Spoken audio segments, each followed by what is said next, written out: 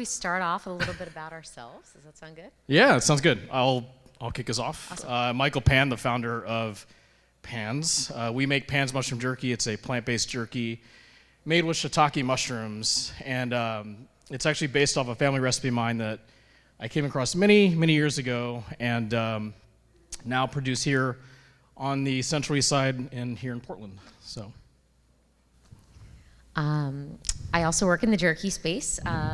Jen Paragallo. I work for a company called Tillamook Country Smoker, 45-year-old Oregon jerky brand based out in Bay City. So most people know where the Tillamook Creamery is, #1 tourist destination. We're located about 2 miles north of that.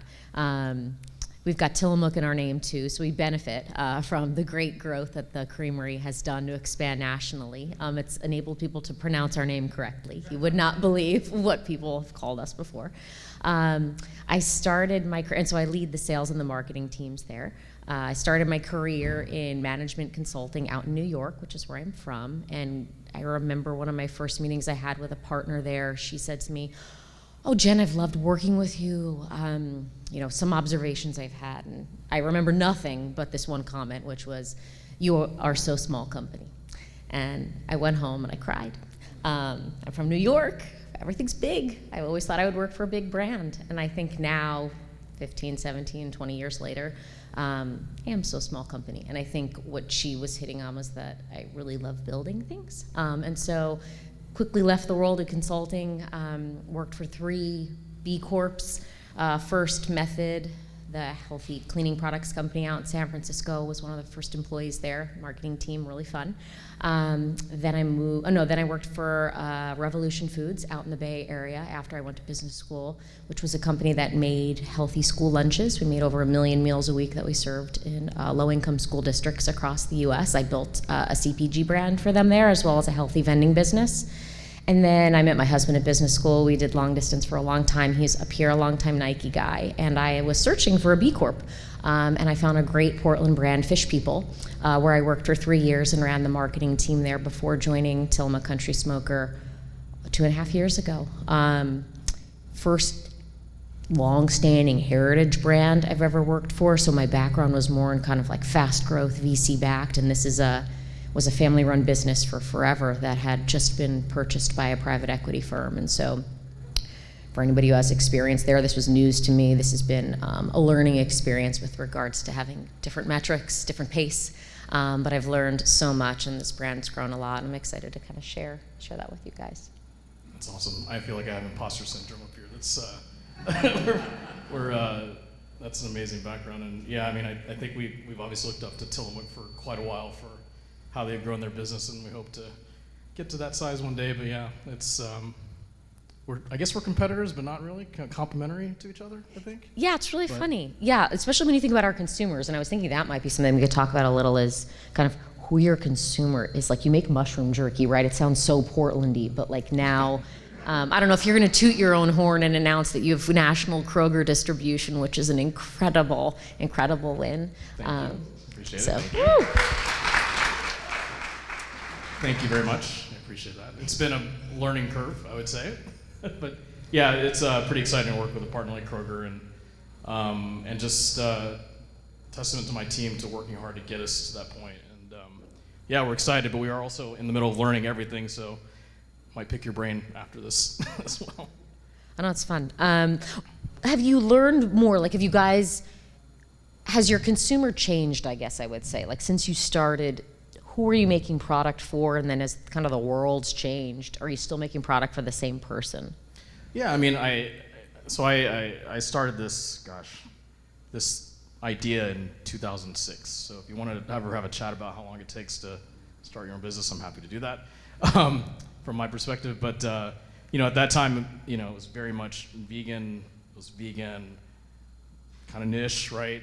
Portland's obviously been very good about having a lot of vegan options here, but nationwide, just very, very niche. And I was told over and over how crazy it was that the market doesn't need this product for many, many years. And I stuck with it. Luckily, I was in a position where I actually did it as a part-time job for a while to grow the brand and to build the business and to learn.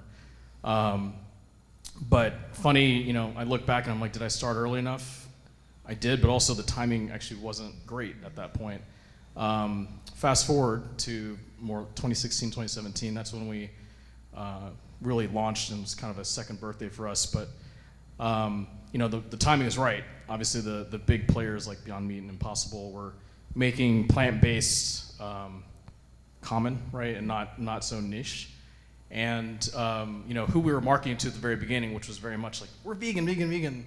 Now it's become, they're still very much our core customer, but what we're excited about is this growing population who has opened their eyes to reducing meat intake, whether it's due to health reasons, due to environmental reasons, or they're trying to mix it up. Those are the customers that are growing every day, and we're super excited to be really target those people as well, while still keeping in mind our core customer, but the growing segment of people who just want to reduce meat every weekend, every once a day, is just growing exponentially, which is great. And so we're in a great position at the moment to target those people now. How about yourself? Yeah, it's really interesting. So the brand started in '75 and was targeting it's like bread and butter was West Coast DSD channel, as you think about like a route to market. So it was all about the gas stations, the little mom and pops. And for those of you who remember before COVID, you could walk into a 7-Eleven or a gas station and buy loose jerky. And we were the leader in this, what's called the bulk space. COVID hit, zero. And I remember I went out on maternity leave May 2020, and it was March 2020, and they said, oh God, what are we gonna do about this? And in a month, basically before I left, we came up with this individually wrapped bulk jerky. Not the same.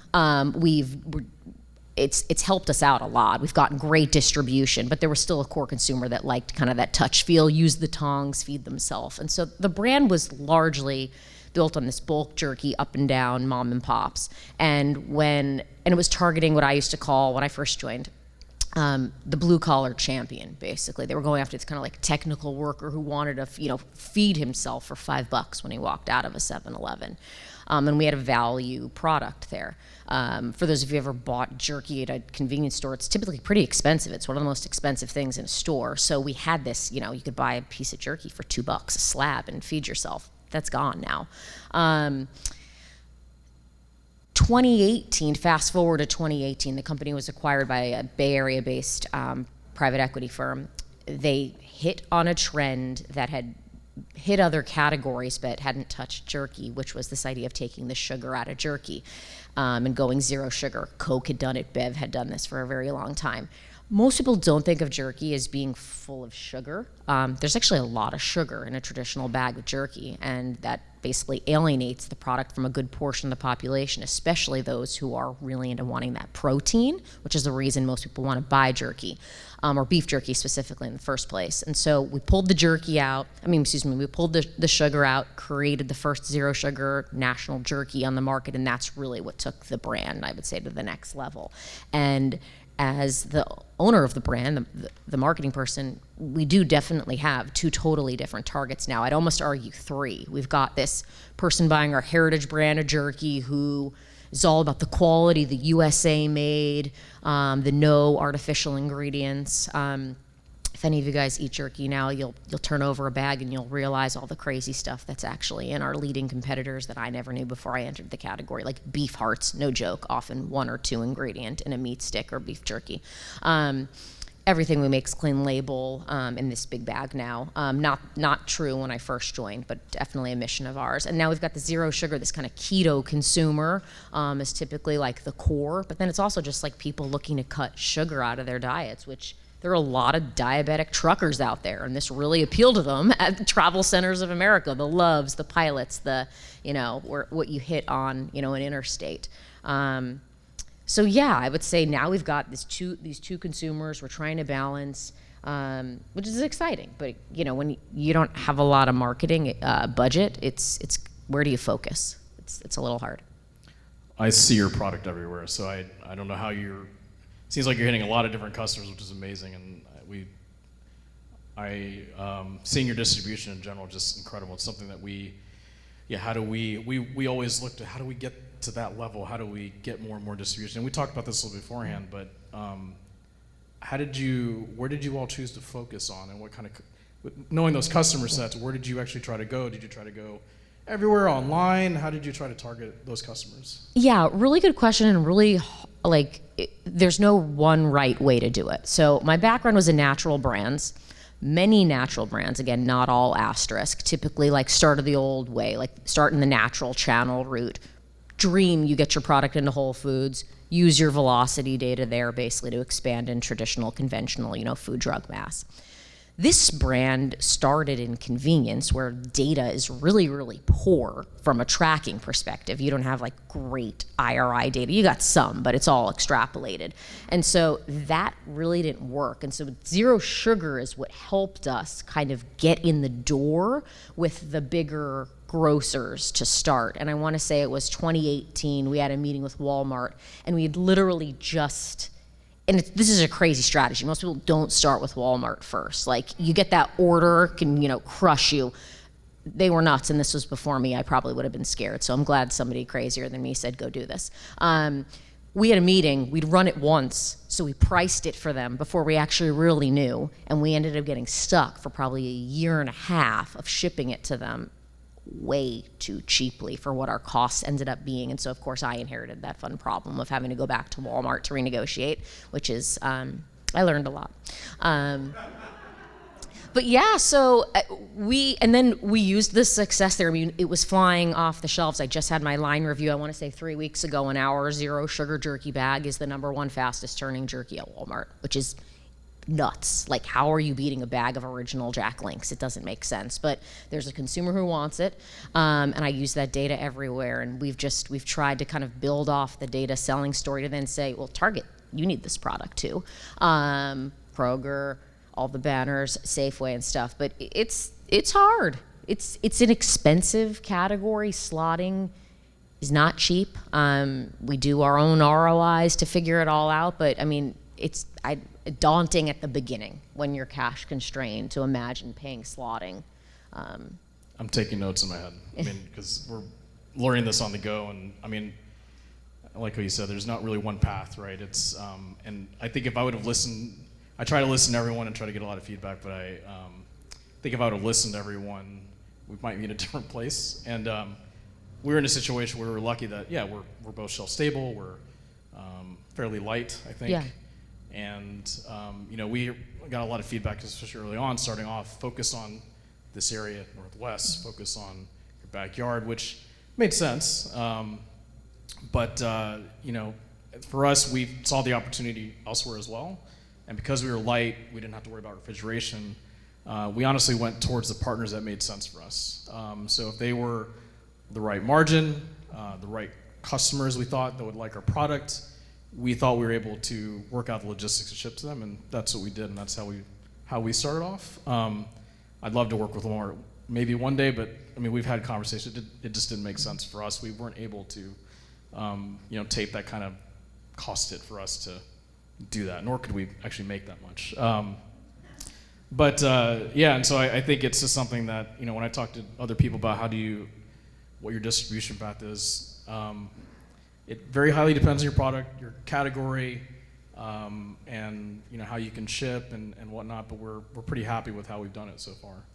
And I think your point's totally fair, which is you hear a lot of smaller brands that are like cash strapped talking about like going DTC first.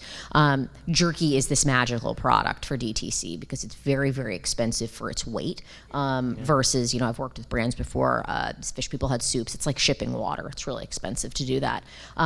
We saw our brand, like many fortunately did, explode on Amazon and our own web store during COVID because traffic was moving there. But I just finished, I'm not kidding, a 6-month negotiation with a robot essentially at Amazon to try to pass through a price increase. Beef, anybody who eats beef, the jerky, a specific type of trim of beef is used to make traditional beef jerky. It's gone up 59% since May of 2020. Many of us are seeing, ground beef, steaks and stuff go up. You're gonna start seeing jerky bags over $20 on shelf because it's so expensive now. And so I put together, I mean, again, this is the beauty of, being private equity backed. These analysts put together these unbelievable slides for me showing, where beef's gone, where it's going, all these forecasts. I put this together for Amazon, but I send it off into the abyss. I send it to support@amazon.com. I hear back nothing and I was like, okay. 60 days later, I was like, we can't afford to do this. So we took this massive gamble. We shut off our Amazon business, and we were approaching double-digit millions. We had been zero and grew to almost $10 million on Amazon. We shut the whole thing off and said we're going to call their bluff. And within 45 days of that, basically, as of yesterday, I got an email and they said, we've accepted your price increase, because it wasn't a bluff.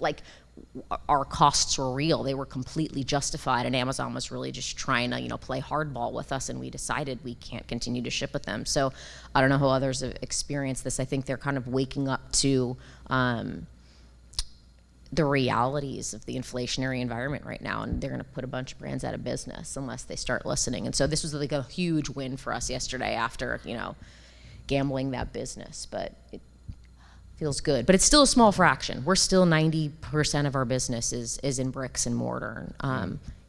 DTC is sexy and stuff, but it also costs money. People don't just come to your website for free. Costs money to drive people to your website.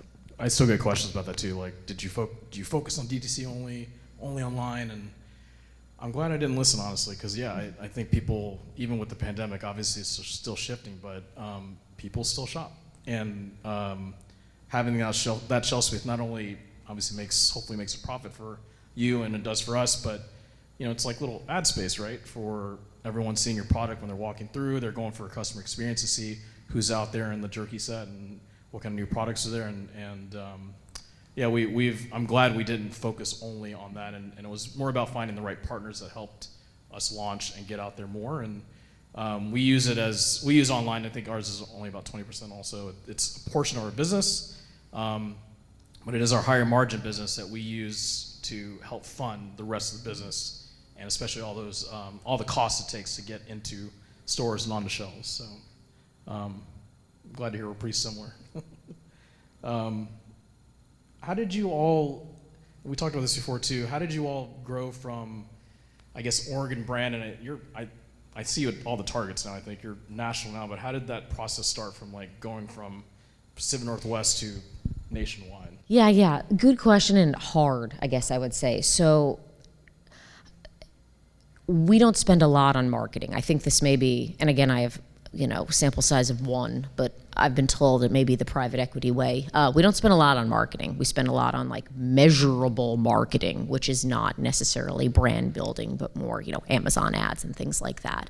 And so I feel very thankful, I guess I would say, that we hit on the zero sugar keto trend first, and that's what gets us the meetings, I guess is what I would say. We still, I believe, lots of copycats, Jack Links, Old Trapper, Country Archer, Werner, everybody has copied the zero sugar. I truly do believe we still have the best tasting product on the market, and that's what gets us the meeting. They eat it, they agree, we show them the data, and then we basically try to sell them the rest of our brand.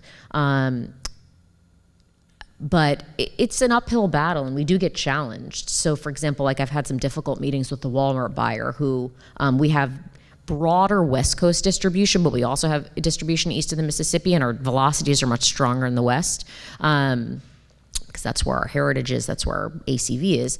And I've said to her before, we also need to index the category too. What's funny is we live in I didn't know this until I started the category. This is the #1 jerky market in the United States of America, the Pacific Northwest. So velocities are strongest up here, then it's LA, and then it starts being a little bit more as you go east. But it's hard. I guess I would say it's hard, but we learn a lot from our consumer here. Tough critics, we get lots of feedback. That's the beauty of being on Amazon, the beauty and the beast, right? I've got hundreds, and I probably have thousands of reviews. Many of them are negative. We learn from that, use that as free feedback on our product. We also use that in meetings where someone doesn't know about our brand. We'll share, this is what 2,000 consumers have to say about our brand on Amazon. That kind of is the stuff that gives us cred when we're talking to an East Coast, Northeast brand that's a retailer that's never heard about us before. But I'm not going to say it's easy. Yeah, like you mentioned, and thanks for giving the Kroger shout out, but we're learning ourselves. what it's like to hopefully go to a recognizable national brand, because now we're reaching customers that are, I mean, I'm born and raised from a small town in Mississippi, and now we're being sold there, which is like mind-blowing for me, but I'm sure they've never heard of I don't think they've heard of a mushroom jerky, nor have they tried it. So we're like, how do we, become more recognizable outside of the Northwest? But we are figuring that out. Yeah, if anyone knows, please let us know. What else did we talk about? We talked about brand positioning. So if you don't have a ton of marketing dollars as a startup brand, basically how do you break through on shelf? And one of my side, I don't know if I'd call it a hustle because it doesn't bring in very much money, but one of my side hobbies is I teach a class at the Culinary Institute of America about kind of bringing products to shelf.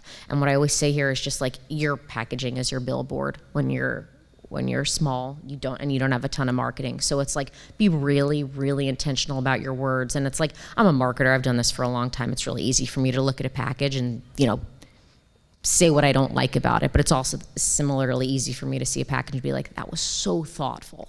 And I would say like, that's something that I think a lot of startups, and I've been part of it myself, like rush to get it out the door or think they don't have the budget to do it in a fancy way. But it's like, just think about the words, like think about the very few things that matter the most, and think about the size and the placement of those things, and don't say everything.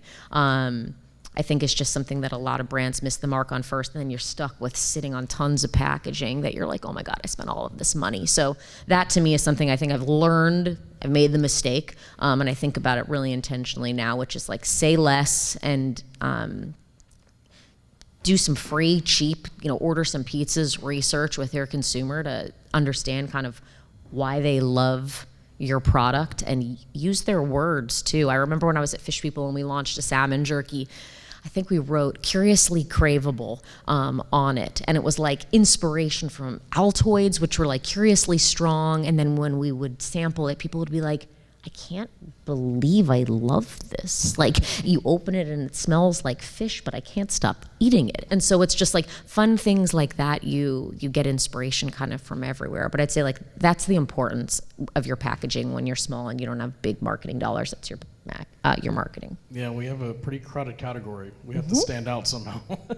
So I couldn't agree more. And we did focus on that. We're actually looking at possibly changing again, but it's and it's tough. When it's starting out, it's hard to invest that much capital into the first iteration of whatever product you're making, but it's an important one. And I think it's just one that we were very happy that most of our money went to that. And yeah, absolutely right. We want to stand out. Funny enough, for a long time, we actually made mushroom jerky more of the thing that stuck out on the packaging because it was pretty new. And that kind of lasted for a while, and it was a good way for us to, I can't tell you how many times over and over, someone's in the jerky aisle being like, mushroom jerky, what's that? And it's eye-catching, and which was great. I think we did the right thing, but now, we're trying to be more than just that. We need the brand to stand out. And so we spent a lot of time iterating it's as simple as making our logo bigger for the brand, and now we're trying to kind of go back to the drawing board and say, all right, mushroom jerky is, I think, now kind of a little more known, so how do we get the brand to stand out? And I guess that work never ends of how to stand out on the shelf. Yeah, especially when you have competitors, right? It's like to me, and again, I don't know, but like to me, you were the first, and maybe it's because I live here, but were you guys the first? I think so, but I'd like to think so. I believe you're the first. So a sample size of 1, and now you've got big brand just launched a mushroom jerky. Country Archer just launched a mushroom jerky. It's like sincerest form of flattery. Going to spend some marketing behind, I think, creating familiarity with the concept, which will probably benefit you. And then if you taste better, which you do, you'll get the repeat. But I think it's going to be interesting to see kind of how I'm seeing them focus more on plant-based in their messaging versus mushroom. And I don't know if you've thought about kind of a hierarchy of if it's all about the mushroom or it's vegan or plant, and what matters most to your consumer. We're still thinking about it, and I think a lot of it also ties to how do we convey our story ultimately and how we started it. We're not, to your point about are we the first or not, and I honestly for a long time I was always afraid because it was like I wanted to be the first. I wanted to be the only one. I didn't want any competitors. I wanted to get out to market fast and just own it. And I was scared for a long time, but actually, going back to your earlier point, I actually have to thank them. Hopefully they thank us too, because I think we had some great marketing opportunities where we were able to get this concept out there, and we were, some of the first to market to let people know that this thing was a thing and it deserved a place on the shelf. I think we are, in a great way, they helped build the category out. They made the cost of awareness cheaper for us. And I think that, for a long time I was scared, but I think as long as we're focusing on delivering our message, what we're trying to do, how we came about doing this, I repeat my story over and over again. I'm sure some people I know are probably tired of hearing it.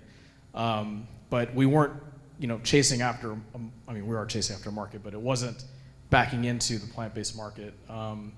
And we started with this family recipe that came about that I happened to come across, and we try to communicate that as much as possible. So going back to packaging, it's been more challenging. Where do you focus, right? Is it on mushroom jerky, which we did for a while? Great. Now it's how much do we focus on the brand?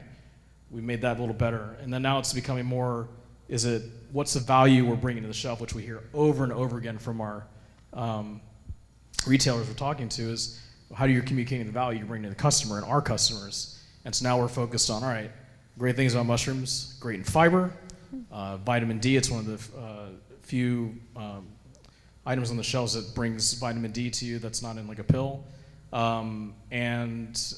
Obviously the benefits that come from eating mushrooms and reducing immediate intake in general. How do we tie that up into a very nice looking packaging but not overwhelm the consumer? We're trying to figure that out. So if you have any feedback, come see me, but that's something we're trying to figure out today still. It's hard. And it's funny, I think I'd read once about the calcium, but what was the first one you had? The fiber. That's something really unique, I think, in the jerky. Like, it's all been about protein historically.